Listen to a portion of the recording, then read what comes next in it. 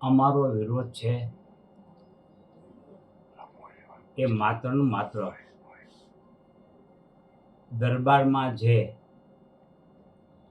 ઢોંગ ધતિંગ કરવામાં આવે છે તેની સામેનું છે, જે અંધશ્રદ્ધા ફેલાવવામાં આવે છે તેની સામેનું છે, જે જાદુગીરી કરવામાં આવે છે તેની સામેનું છે, જ્યાં દાકીની સાકીની પિચાસીની જે કાંઈ ધૂણવામાં આવે છે તેની સામે છે.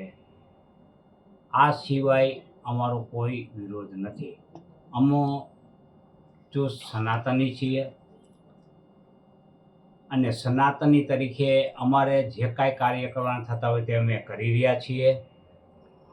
ધર્મનો પ્રચાર કરવાનો બધા ધર્મને અધિકાર છે, તેનો પ્રચાર ને પ્રસાર કરવો જ જોઈએ, એના અમે સમર્થક છીએ.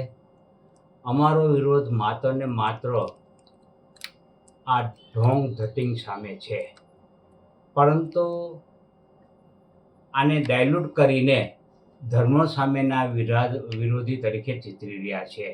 એ માત્ર ને માત્ર આ એક જે વિરોધને ડાયલ્યુટ કરવા માટેનો જ ઉપાય છે તેમનો.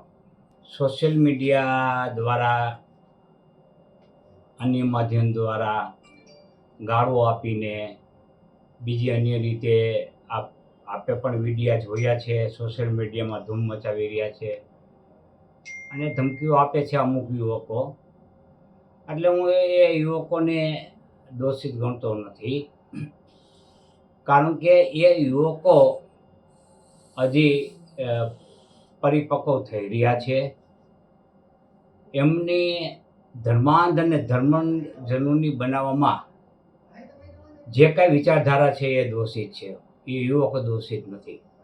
સનાતની વિરોધી હું એટલા માટે સાબિત કરી શકીશ કે વિરોધી નથી. મેં રૈયા સ્મશાનમાં શિવ મંદિરનું નિર્માણ કર્યું છે. મેં કૈલાસ અમરનાથ જેવી યાત્રાઓ કરી છે, અન્ય ધાર્મિક સ્થળોની યાત્રાઓ કરી છે. હું ઘણા જે ભાગવત કથાના આયોજનો છે એમાં ભાગીદાર રહ્યો છો, પાર્ટિસિપન્સ કરેલ છે.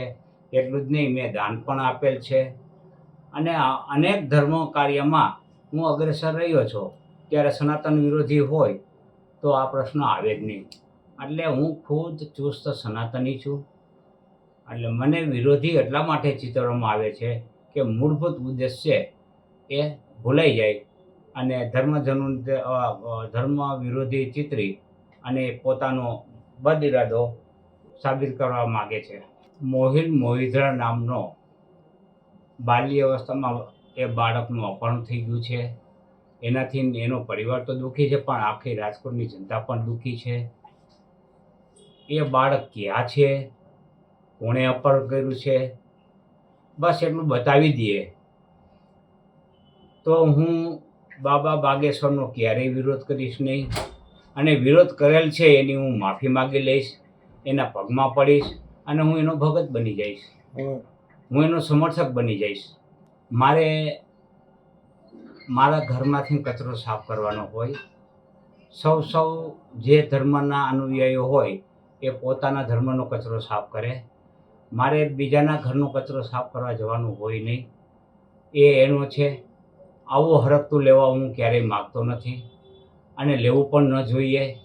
સૌના ધર્મમાં જે કાંઈ ખરાબ હોય એ ધર્મના લોકોની જવાબદારી છે કે એમને સુધારે. મેં બધા ધર્મનો ઠેકો લીધો નથી. મારું માત્ર કામ સનાતન ધર્મનું છે. એટલે આવી બાબતો ઉજાગર કરી અને લોકો છે એ તમને વિરોધ કરતા ટાળે એવા પ્રયત્નો કરી રહ્યા છે, જે યોગ્ય નથી.